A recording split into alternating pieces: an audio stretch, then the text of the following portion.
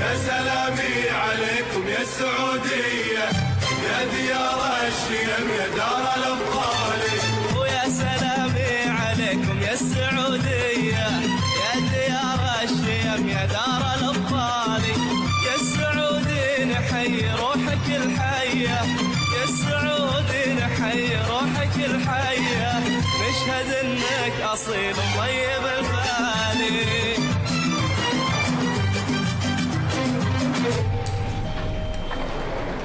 تفضل الاستاذ عم بستناك جوا بالمكتب. الو شو صار معك؟ طيب اوكي تمام اوكي باي باي. مساء الخير والسعادة على السكر الزيادة. مساء الخير، مين حضرتك استاذ؟ أنا حزلقوم. شو؟ حزلقوم. شو؟ على فكرة شو كمان وهكتب عليكي حالا. هو حضرتك تركية؟ لا طبعا. تركية مدبلجة يعني؟ شو يعني مدبلجة؟ يعني ده صوتك الطبيعي؟ طبعا صوتي الطبيعي. اللهم صل على النبي. طيب بابا نواف موجود؟ سيد نواف صاحب الشركة؟ والله أنا ما أعرفش بقى، هو صاحب الشركة، غفير الشركة، أبو في الشركة، العلم عند الله. الأستاذ نواف هو صاحب الشركة. اللي تؤمر بيه، اللي تقوله نافذ يا ونش. خلص استاذ خلص، على كل الاستاذ نواف لساته ما اجى.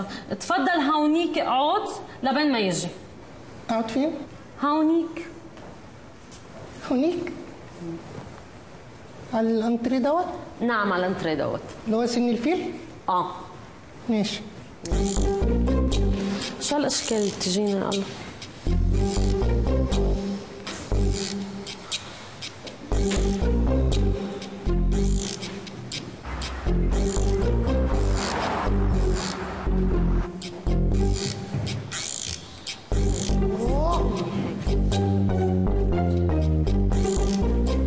يعني ساعات ما ينفعش الكلام ده. اديني 3 ساعات قاعد مستني لما يتسمى نواف ده، شوفي ايه ولا لا؟ لو مش عايز يقابلني ليه ما تحوريش عليا. يا استاذ انت اجيت من غير موعد، بعدين الاستاذ نواف هلا موعد جايته ما بقى الا يجي. ما تكلمني ولا ترني ولا تشوفي في انهي مصيبه. طول بالك روح اقعد هونيك شوي وهلا بيجي ما بقى الا يجي. قاعدين انت 4 ساعات؟ انت ايه؟ جرايه ولايه؟ راجل كبير قدي قد ابوكي، رضع 4 ساعات وبتقولي استنى تاني؟ ده اللي تربينا عليه؟ هي دي الاخلاق؟ نعطف على الرضيع والراجل الكبير الشيخ؟ طول بالك يا استاذ. هتقولي لي رضيع يا شيخ؟ ايه ده؟ طول بالك يا استاذ. انت متعصب ليه وبتزعق وصوتك واصل اخر الشارع؟ ايه مالك؟ حضرني يا عم الحاج. في ايه؟ ايه الهاني المتربيه بتاعت المدارس، لا تعالي 4 ساعات عشان مستني الراجل قليل الذوق اللي اسمه نواف ده. انا سامعها وهي بتقول لك استنى شويه، ده ميعاده، يعني هيجي الحين، لكن حضرتك جاي بدري شويه، تعمل لك ايه هي؟ ايه ده يا عم؟ وانت هتقوم على عمها؟ خطيبك ده يا بنت؟ استاذ انا قلت له. انا عارف انا عارف. وايه لا مؤاخذه يعني انت مالك؟ وانت كنت ببيت اهله؟ انا مش ببيت اهله، انا نواف اللي انت عاوزه.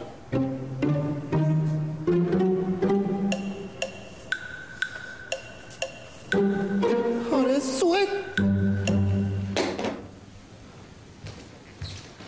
لا مؤاخذه يا بابا نواف على سوء التلاحم اللي حصل ده، يعني لما يعرفك ما يجهلك. حصل خير يا ابني، حصل خير ان شاء الله. ولو وقعت واقفه يا ميار، وقعت على راجل سكره ويتقل بالذهب. متشكر. هي حقيقه مامتك حكت عنك كتير. الله يمسيكي بالخير يا أمه، دايما مسيطاني. هي الحقيقه اللي حكته عنك يعني لا يدعو الى الفخر قوي، لكن مامتك ست طيبه وخدت بالها مني وانا مريض، ربنا يسترها دنيا واخره وخرجها من اللي هي فيه. خرجها من اللي هي فيه؟ هي امي اتحبست؟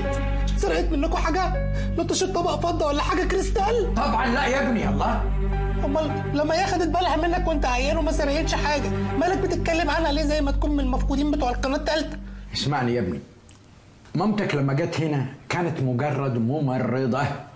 انا حقيقه يعني قررت اني اتجوزها، لكن اغلب العيله ما كانش موافقين، قالوا دي هتستغلك وتلطش فلوسك ودي مستغله المرض او العيا اللي انت فيه. يعني امي ضحكت عليك؟ اغرتك ورقصت لك خليه وعملت لك كده وكده والحاجات ده ايه؟ فهمني بقى يا عم. انا عايز افهمك، ما تفكك من الطلاسم دي وقول لي بقى امي فين؟ اقول لك امك فين، بس وعدني انك تتماسك لما تسمع الخبر. يا عم هتناسك، والله العظيم هتناسك. مامتك لما انا قررت اتجوزها حبت يعني تتجمل علشان الراجل اللي هيتجوزها. هتتجوز عليك راجل تاني على ذمتك؟ الراجل اللي هو انا. لا مؤاخذة. فحبت تخش المستشفى يعني تعمل شوية عمليات زي عملية شفط، عملية تجميل، عملية تلميع، تصغير، تكبير. تكبير ايه بالظبط؟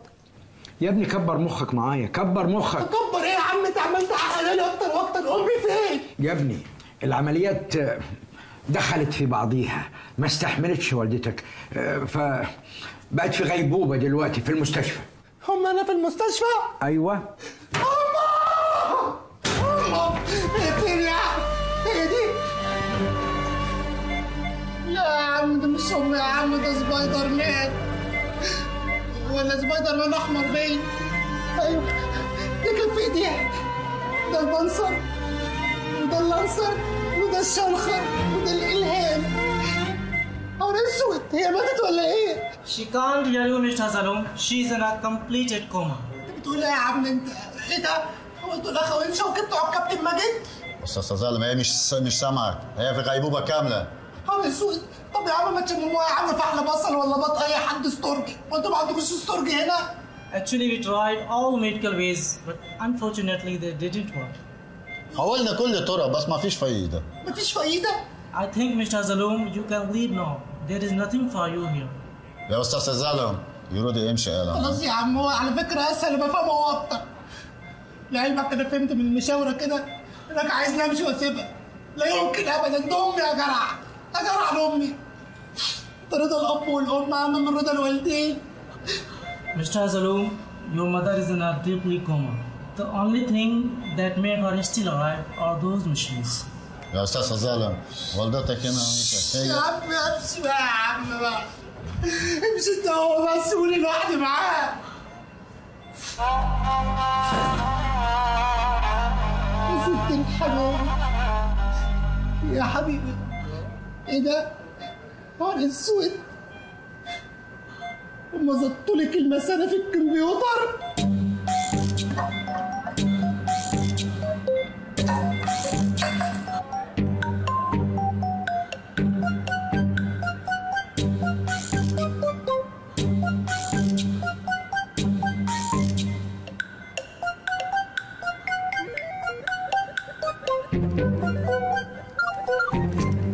يا عم ابوس ايدك يا عم، ما تفصلش دلوقتي.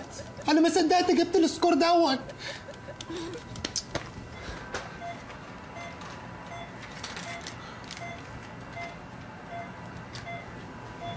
ايه يا عم المستشفى اللي ما فيهاش فيش دي؟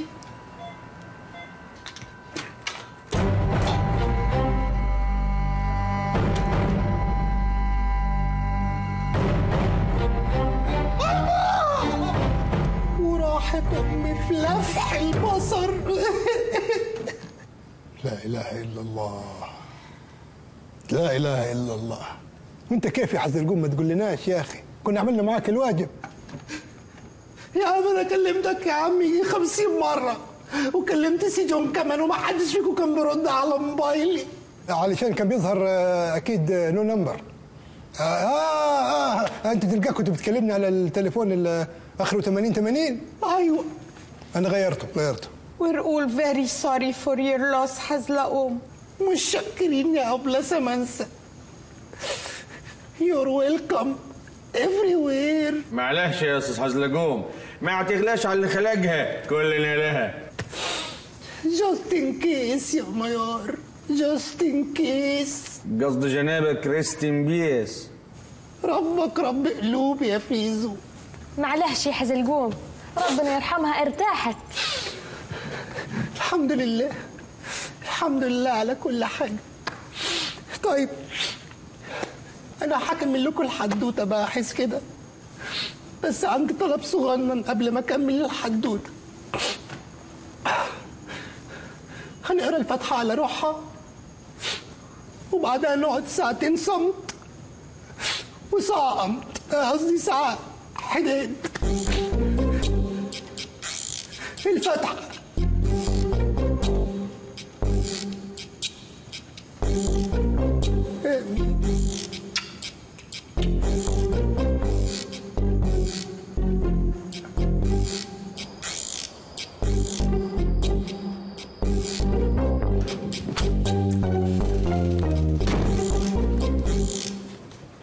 موظف.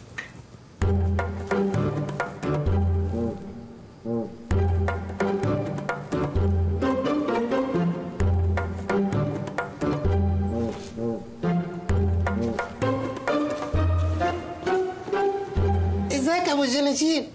ايه رايك بقى؟ ايه رايك في جو الاحراش؟ دي اوضتي ولا بلانت افريكا؟ ايه اللي انت حببته في الاوضه ده؟ وايه دول؟ ايه الالهه اللي على الحيطه دي؟ دول اصنام؟ اصنام ايه يا عم؟ دي اقمعه. ده تومبيني وده انطولان وده لوكو وده لوتو وده واد صبري. صبري؟ ما انا اللي مسميهم. calm down calm down جوني. حزلقوم اسمعني كويس، انا النهارده كان يومي طويل، لا ريلي طويل، اوكي؟ فانا مش مستحمل. انا هدخل اخد شاور، ارجع منه ما الاقيش اي حاجه من الزباله اللي انت فارشها دي، ولا الاقيك انت شخصيا، اوكي؟ حقك بشوقك، دي اوضتك في النهايه. جود بوي. طب اقول لك يبقى خلي بالك وانت داخل على البانيو، عشان هتقابل في بوبسي. ايه بوبسي ده؟ جبت كلب؟ I like dogs. لا بوبسي مش دوكس، بوبسي لاكوست. لاكوست ازاي يعني؟ مسكين الشباب ضحكوا عليك هنا. بقول لك كلب اقول لك نوعه لاكوست، مفيش حاجه اسمها كده، بيشتغلوك. يا عم مش كلب يا عم. ايه عارف الحيوان الاخضر اللي بيبقى على التيشيرتات لاكوست؟ هو دوت، بيبقى اكبر من السحليه، حجمه كبير قوي على الحقيقه. اسمه بالانجليزي اللهم صل على النبي ريفيتور. ويت ا مينيت، انت اكيد ما تقصدش اليجيتور. بسم الله ما شاء الله، برضك التعليم بيفرق، بس انا ان شاء الله هبقى في مستواك. انا دلوقتي باخد كورسات انجليزي في الكونسرفاتوار. في تمساح في البانيو؟ يا عم ما تشوحش بقى. تمساح ايه؟ مش كل التمساح اللي يتاكل لحمه، التمساح طيب قوي. انا التقيته في تنزانيا، كنت ماشي فرقمت ارنب كان بيجري، هو انقذه من الغرق. تمساح ينقذ ارنب ازاي؟ الارنب دوت كان اتزحلق، اتكفى على وشه في قلب النهر. جه بوبسي بقى قفش فيه وانقذه، وقعد يعمله تنفس صناعي. تنفس كده بياكلوا بيمضغوا يا حزلقوم، ده اسمه بياكلوا. يا عم ما تفتيش يا عم، وانت اللي كنت واقف انا اللي كنت واقف. لا لا الله، تعال معرفك عليه. بوبسي تعالى يا جوني، تعالى يا زنزون ما تخافش. تعال بص.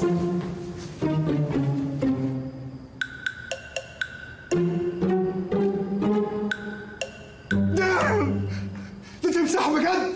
ايوه يا عم، انت فاكرني بفتش؟ وانا اللي كنت متضايق عشان كنت مربي سلحفه. تمساح في البانيو؟ ما تفكرنيش يا عم، ما تفكرنيش بدوناتيلو الله يرحمه. هو التمساح ده بياكل ايه؟ اخر حاجه كلها كانت دوناتيلو، قفش عليه طرشه القوقعه في بقه. نهار اسود. بس لعلمك التمساح ذكي زي الجرامن بالظبط. اكسكيوز مي، زي ايه؟ الجرامن اللي هي الجرمانات، اللي هي الكلب البوليسي. جرامن؟ ما اصل الكلاب يا اما جرامن يا اما مساتف. خلاص يا حزلقوم بليز ما تقفليش اكتر من كده. التمساح بقى عامل زي الجرامن، ذكي كده واصيل ونبيه. حس ان انا زعلان عشان حوار دوناتيلو، فضرب عن الاكل، ومن كتر احساسه بالذنب ما كانش ولا حته خاصه من اللي رميتهم له. مسكين ده عيني اتمقت خالص. اول ما جبته كان بسم الله ما شاء الله عليه عرضين، ما كانش بيخش في قلب البانيو خالص، لدرجه اني كنت بدهنه زي الزيتون. بس دلوقتي بقى اسف واتشقف. بوبسي تعال.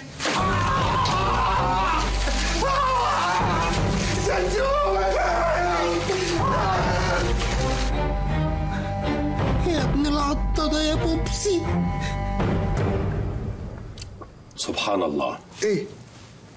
الشاي تحفة تحفة. انت جاي تروش يا عم، انت ما تشوف شغلك. سوري. شوف انا شفت عضة كلب، عضة قطة، عضة حمار، عضة اسد ولا نظرة حسد. قريتها وانا جاي في التوك توك. انما عضة تمساح جديدة. استأذنكم في حاجة؟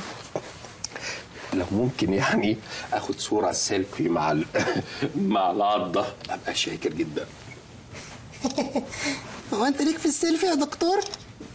طبعا. طب بقول لك ايه، ابعت لي الصوره ده هي عن طريق السنه الزرقاء. ايه ده؟ البلوتوث.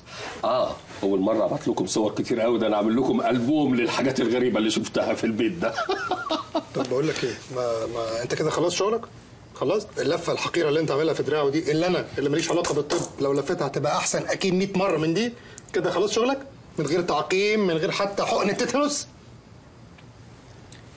تيتانوس؟ اوه ماي جاد، ما تقوليش ان انا اللي فكرتك بالتيتانوس مثلا. لا التيتانوس دي كانت حاجه قديمه قوي. على فكره انت بتلحق نفسك في الكلام، انت كنت ناسي. لا شوف مستر جوني، انا لما بيجي لي حد عضه كلب بكتب له على 21 حقنه، انما عض التمساح مينيمم 75 حقنه، وبالمره ادوا له كل الادويه اللي في البيت. يعني ايه يا دكتور؟ يعني انا هعيش ولا السم بتاع بوبسي هيتفشى في جسمي، وساعتها هضطر ادور على الترياق واعمل زي استاذ هشام عبد الحميد في فيلم غرام الافاعي، واضطر اشرب العصير كان برتقال، كان محطوط في كوبايه، ما كانش فريش ولا كان معلب، كان باين. يلا يلا يلا، انت بتقفش فيه ليه؟ كل ما اجي امشيه تقفش فيه ليه؟ جو تو هيل. طب نصيحه اخيره بقى، بلاش الاجواء الاستوائيه اللي انتوا عايشين فيها دي، عشان لو جالي تاني مره ورفسه حمار وحشي ولا نطحه وحيد قرن انا هحملك المسؤوليه كامله. You know what? Get the out of here. انا كنت متوقع الرد ده، بس استاذنك في سؤال اخير. قول. انت ليه بتكرهني؟ عارف ليه؟ عشان انا متعلم وهرشك موت، عارف اخرك، فاهمه كويس قوي. انت لا يمكن تكون دكتور. يا سلام، امال ايه ده؟ عشان بالطو يعني؟ 100 مهنه بتلبس بالطو عادي. الحلاق بيلبس بالطو. ده حقيقي. مين تاني بيلبس بالطو؟ قول حاجه. الحلواني. ايوه، اللي بيشد البتاع بعد ما بيربطها تورور. بموت فيه. بديله بقشيش وبتاع، بفرح بالحركه، اشكال بيعمل اشكال كتير. مين تاني؟ المايسترو، الراجل اللي في معمل الترشي مثلا. بالظبط. لماح. انت لماح. مين تاني؟ رائد الفضاء. المهندس بيلبس بالطو. لا مش بقول لك انت مش متعلم؟ انت ما عدتش على ابتدائي ولا شميتها حتى. المهندس يلبس بالطو في حاله واحده بس، لو رايح حفله تنكريه. طيب استاذنك في طلب اخير. اخلص. ممكن عزت ونرجس يجوا يصوروا مع الخنزير بابسي؟ بره امشي والكبير هيحاسبك.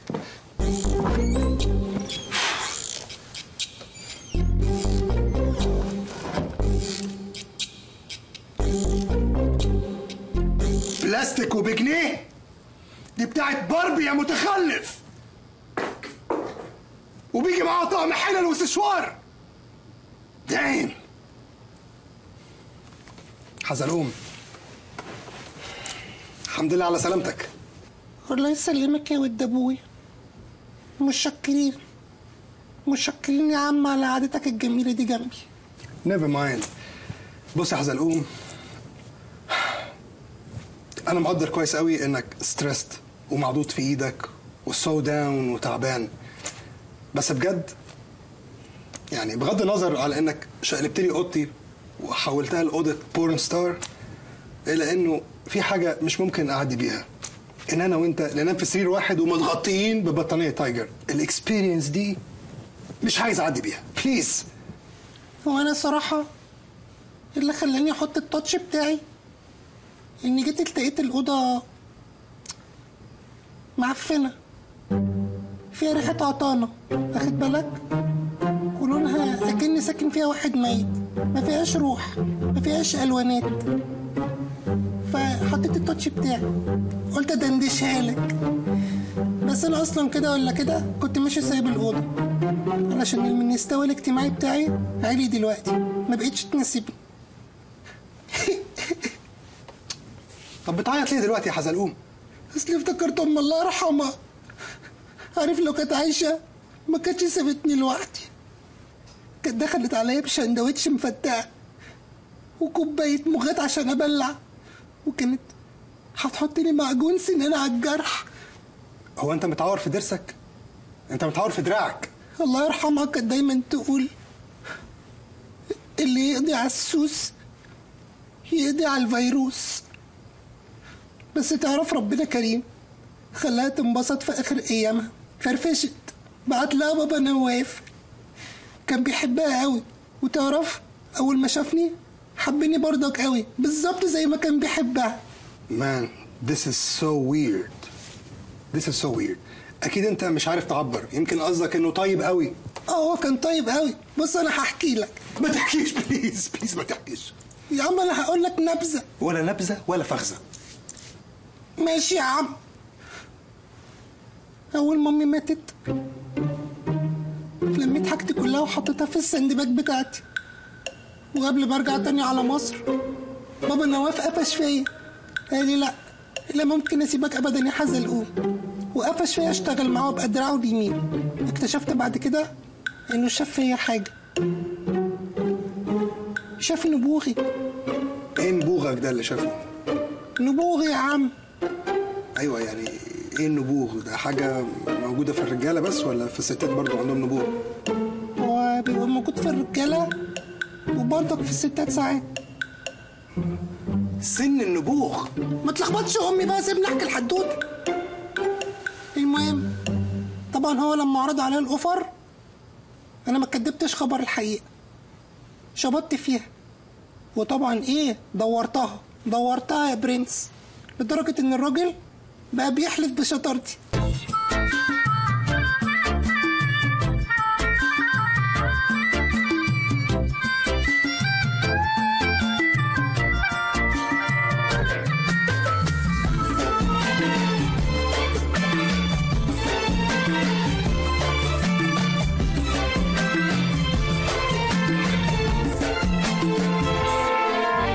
لا حول ولا قوة إلا بالله العلي العظيم. شهر كامل، الشهر اللي فات نواف جروب خسرانة خسائر فادحة، خسائر كبيرة. ما خلاص بقى يا بابا نواف، يعني شدة وتزوم إن شاء الله. وبعدين يعني ما العالم كله بيعاني من الأزمة الأموالية دي. أزمة إيه؟ الأموالية اللي هي النقدوية، يعني ما فيش سيولة. ما عندك الهواري وأبو ذكري ما بقوش زي زمان خلاص. يا ابني هواري مين؟ أنا قدامي أهم ملفات الشركات اللي أنت عامل معاهم الصفقات دي كلها خسارة للشركة، الله، وخسائر فاتحة. لا ما هو ده بقى اسمه البدلق، ومش بس بدلق، كمان في سوء حظ في الموضوع. ده سوء تفكير عندك. أنا هقول لك، اتفضل. في حد يعمل صفقة حناطير ب7 مليون دولار؟ ما هو مشروع زي ده لو فشل في السعودية يبقى نهار اسود. هو ده قمة البدلق. ازاي؟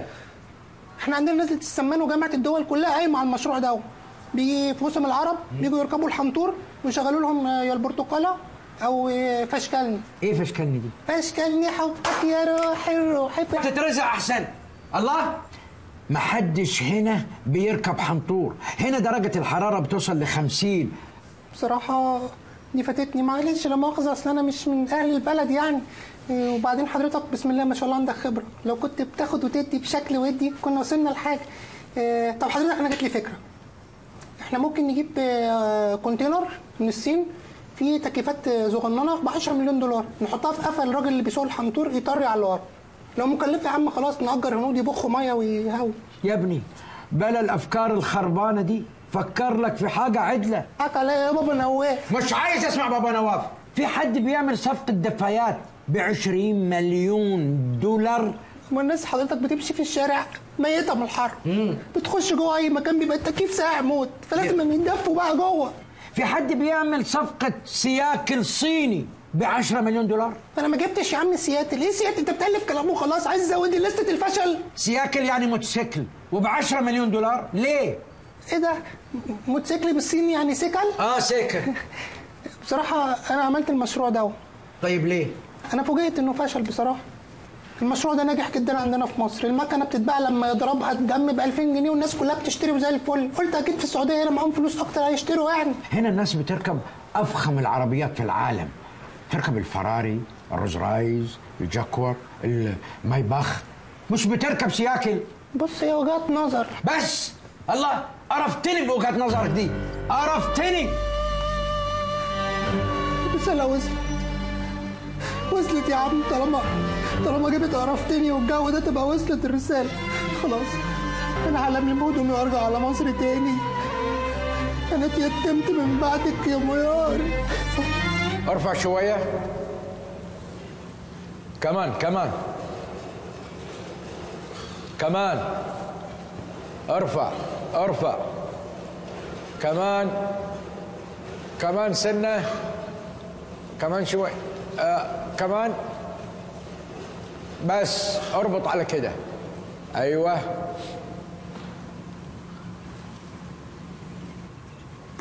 ايه ده يا ابني؟ واخد حاجتك رايح على فين؟ ما خلاص بقى يا بابا نواف، الحكايه واضحه زي الشمس. حقك برضك ترجعني مصر تاني. انا ما قلتش ترجع مصر. ايه ده؟ انت هتقعدني معاك هنا؟ لا لا لا لا لا لا، انت هتسافر. يا عم انت بتمخمضني معاك ليه يا عم؟ عايزني ولا مش عايزني؟ انا عايزك، بس مش عايزك ترجع مصر. انا هبعتك تنزانيا. والمنتخب هيلعب هناك؟ منتخب مين يا ابني؟ افهمني بس. اسمعني، انا بحبك وبعزك زي اولادي وانت عارف ده، وطبعا انا عايز أأمن لك مستقبلك زي ما وعدتك زيهم. فانا هبعتك تنزانيا عشان اكتب لك منجم فحم بحاله ليك انت لوحدك عشان مستقبلك. ها قلت ايه؟ ايه يا عم الحاج ده؟ عاوز تعمل لي مستقبلي بشويه ولعه؟ ولعت مين يا ابني؟ ولعت مين؟ افهمني بس. ده انت ما خليتش عليه حاجه. البترول وحرقته، التجاره وضيعتها، السياكل وبوظتهم. خلاص بقى يا بابا نواف، انت هتشرد لي وبعدين يلا اللي يجي منك احسن منك. نعم. قصدي يعني هسافر امتى باذن الرحمن؟ دلوقتي حالا. بجد؟ بس اوعدني انك دايما تزورني. عيب عليك يا بابا نواف، ده العشره ما تهونش الا على ولود الحلال. وما اعز من الولد الا جوز الام. نعم. لا، ما اعز من الام الا عيد الام ولا بق الام ولا ايه؟ خلاص انا فهمت. اسمعني، انا هصلي وهدعي لك من كل قلبي. انت طيب قوي يا بابا نواف وانا حبيتك. وانا بحبك كمان. ربنا يوفقك دايما ان شاء الله. السلام عليكم. مع السلامه. انا هصلي وادعي لك ان شاء الله.